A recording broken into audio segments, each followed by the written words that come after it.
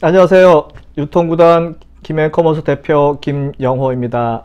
오늘의 주제는요, 지난번에 이어서 유럽에서 뜨는 소매마켓 두 번째 이야기입니다. 소매마켓의 자체 상품을 주력으로 하는 알디와 리들에 대해서 지난 시간에 말씀드렸는데요. 이들은 품목수를 한정하고 상품 구성을 따로 해서 매장의 장식을 또 간소화하는 등 철저한 효율화, 매장의 효율화, 로우 코스트 오퍼레이션에 집중했다는 점 다시 한번 상기시켜 드리고요. 그 이외에도 최근 전 세계는 친환경 식품 취급을 점차 늘리면서 안심 먹거리 형태로 농가와의 협업이 증진되는 현상입니다. 농가와 직접 다이렉트로 계약을 하고 입점을 시키는 방식이죠. 그래서 유럽도 마찬가지로 지역 슈퍼마켓을 시장 분위기로 재현하고 지역 농가에서 재배한 신선한 식품을 판매합니다.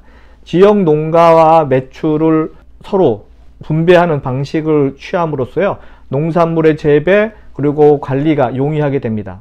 각 가정은 가장 근접한 매장인 동네 슈퍼마켓 및 편의점에 입점한 지역 농가에서 재배 수확한 신선식품을 구입함으로써 지역 농민 친화형 마케팅 전략으로 소비자 친화형 로컬 푸드를 구입하게 되고, 로컬 푸드 매장 만들기가 유럽의 유통의 대세라고 보시면 됩니다.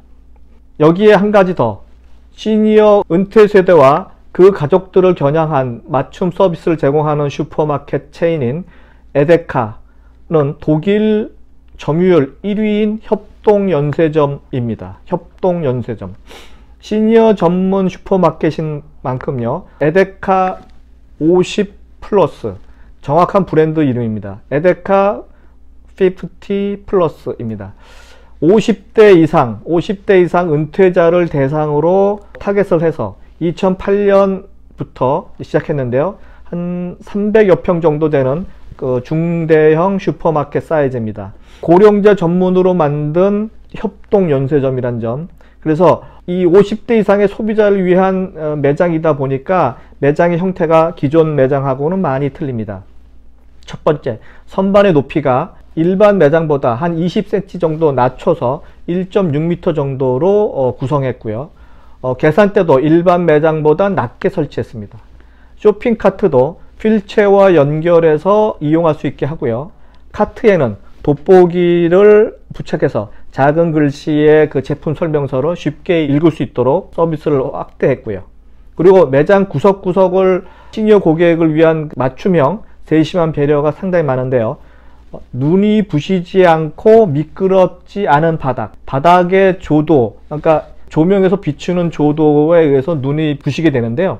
요 상태까지 다 감안해서 매장 바닥을 만들었다는 색깔을 말합니다. 그 다음에 미끄러지지 않는 재질을 사용했다는 점도 상당히 유의미하고요. 휠체어나 보행 보조기가 다니기 쉬운 넓은 통로를 만들었다는 점, 그 다음에 주차장은 당연히 손쉽게 주차할 수 있도록 넓게 만들었고, 혈압계를 갖추어 놓고 쉽게 본인의 건강을 체크할 수 있는 기본적인 그런 기구들을 휴식 공간에 마련해 놨다는 점 등 상당히 다양하고 아주 디테일한 부분까지 신경을 썼고요. 또 한 가지 놀라운 부분은 이 매장 판매 직원을 50대 이상의 고령자층에서 선발해서 같은 눈높이에서 이야기할 수 있게끔 만들었다는 점, 상당히 주목할 만합니다. 물론 취급하는 그 상품은요, 신선 식품과 지역 상품에 주력하고 있고, 소형 포장 상품 비중이 상당히 높다는 점, 그 다음에 당뇨 환자용 제품, 유기농 식품, 다이어트 식품, 그리고 애완동물 관련된 코너, 이런 등등이 모두 50대 이상의 소비자를 타겟으로 MD 구성이 되어 있다는 점 특이합니다. 50대 이상의 고객을 확보하기 위해서 주변의 은퇴자 아파트와 보호시설, 이런 곳으로 무료 셔틀버스를 또 운영하고 있고요. 그 다음에 콜택시 서비스도 같이 운영하고 있다고 하니까 상당히 저희가 배울 만한 점이 많습니다. 독일의 텔레비전이나 신문 등 언론에서는 거의 매주 그 각 슈퍼마켓 체인을 비교해주는 코너 정보 서비스가 있습니다. 어느 스토어에서 어떤 상품을 가장 저렴하게 판매한다는 정보를 공익적 차원에서 전달해주는 독일 언론에 찬사를 보내고 싶고요. 우리나라 교양방송 프로그램에서도 하루빨리 채택해야 할 코너임에는 틀림없어 보입니다. 그리고 깨어있는 소비자들이 많아서인지 구매를 하더라도 친사회적인 기업인지 꼼꼼히 따져보고 구매하는 경향이 상당히 높습니다. 그리고 회사가 종업원 관리에 문제가 있다든지 친환경 기업인지 여러 항목을 따져서 소매 점포를 이용한다는 깨어있는 소비자가 상당히 많다는 점도 본받을 점이 아닌가 생각이 들고요. 독일이 하드 디스카운트 스토어가 유명하다면 스위스는 쿱, 미그로스 같은 생협이 유명합니다. 미그로스 같은 경우는 스위스 시장의 압도적인 점유율을 가지고 있는데요. 생활협동조합으로서 수직통합 모델을 갖고 있습니다. 그래서 식품 제조사, 제조공장을 보유하고 식품의 제조부터 판매까지 그 모든 그 과정을 담당한다는 것이 특징입니다. 유럽 유통의 재미난 특징 중에 하나는요, 신중년 소비가 활발하다는 것입니다. 독일은 자신을 위해 돈을 쓰는 신중년층이 국민의 평균 소비보다 8%포인트 더 높다고 알려졌고요. 미국은 전체 인구의 30%에 달하는 신중년, 1946년에서 1964년에 태어난 이런 신중년의 고객이 미국 전체 자산의 67%를 갖고 있다고 하니까요. 이들을 타겟으로 한 미국의 각 주가 이들에게 서비스와 상품을 계속 내놓고 있습니다.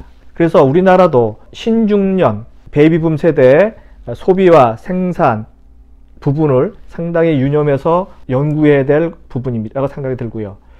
지금까지 계속 봤지만 유럽은 생활협동조합, 생협 형태의 판매점이 상당히 많습니다. 그만큼 소비와 생활이 밀접하게 연관되어 있고 현실 참여형 유통, 현실 참여형 소비가 상당히 원활하고 활발하게 움직이고 있다는 점, 지역별 생협의 활성화를 통해서 깨어있는 소비자가 상당히 많다는 점은 우리가 상당히 본받아야 될 점이 아닌가 생각이 듭니다. 우리나라도 유통혁명이 유통 대기업이 아닌 소비자로부터 출발하는 날을 손꼽아 기다려봅니다. 이상은 유통구단 김영호의 유럽에서 뜨는 소매마켓 두 번째 이야기였습니다. 다음 시간에 뵙겠습니다.